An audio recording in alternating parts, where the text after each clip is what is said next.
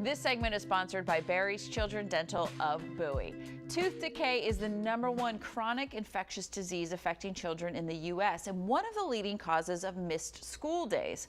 Students are missing 51 million school days a year due to dental problems, and so that's a big focus, especially this time of year, as February happens to be National Children's Dental Health Awareness Month. So here to explain more is board-certified pediatric dentist Dr. Rishay Barry of Barry's Children Dental of Bowie. So good to have you here. Thank you for having me here. Those numbers are astounding. Yeah.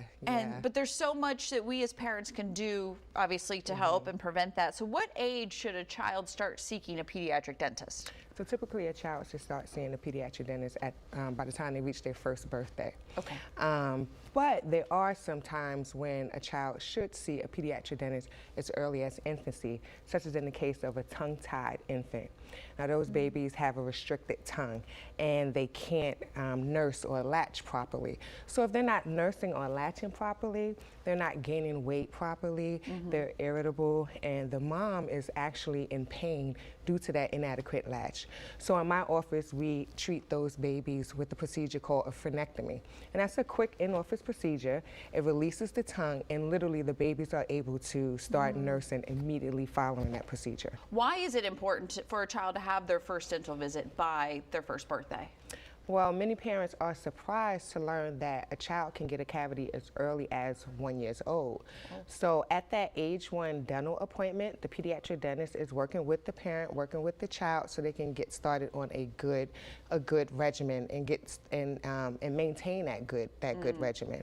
The pediatric dentist will make recommendations on different dietary guidelines that's age appropriate for the child. We will talk about brushing techniques. We'll talk about the type and the amount of toothpaste needed based on the child's age. For instance, a child under the age of 3 should use just a smear of toothpaste, a fluoride toothpaste on their toothbrush. And a child between the ages of 3 and 6 should use a pea-sized amount of toothpaste on that toothbrush.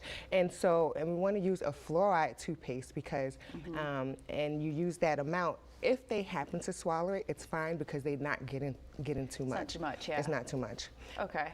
We also like to identify issues that can make the child more susceptible to getting a cavity on their teeth. Knowledge is power, so if we can make these parents aware of what's going on in their child's mouth, we can stop a cavity from forming dead in its tracks. Or if we catch a cavity early enough, we can prevent it from progressing and getting worse and causing damage. So even a cavity on a baby tooth can cause serious problems, a tooth that they're eventually gonna lose, right? Yeah, so there's a big misconception that a cavity forming on a baby tooth is no big deal because that tooth is gonna be lost soon. However, a cavity left untreated on a tooth can cause pain. The cavity is not gonna stay the same size, it's only gonna get bigger.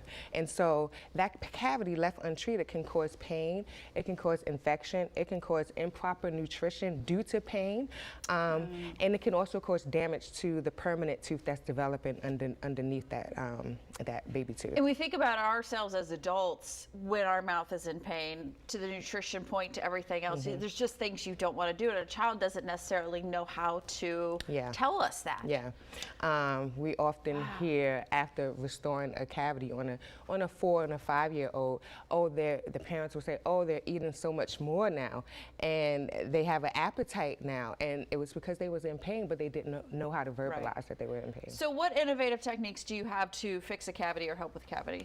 So some cavities can be repaired but with the use of dental lasers. In my office, we use a dental water laser, and so that allows us to repair and restore a cavity without the need of a needle or with minimal drilling. Can we do that in the adult offices too?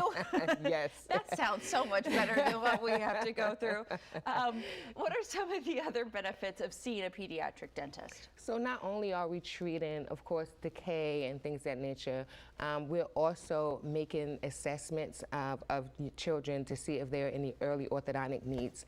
Gone are the days of waiting until all of the baby teeth are gone before you start braces. Sometimes there are conditions where we need to help guide those permanent teeth in. And if we wait until all of the baby teeth are gone, then we lose out on that opportunity and we have to extract or do more invasive procedures later on. So you can guide it in, so it's, oh, that's impressive. Yeah, Didn't so even think of that. in my office, we do an assessment around 9 or 10 to see if there are any needs.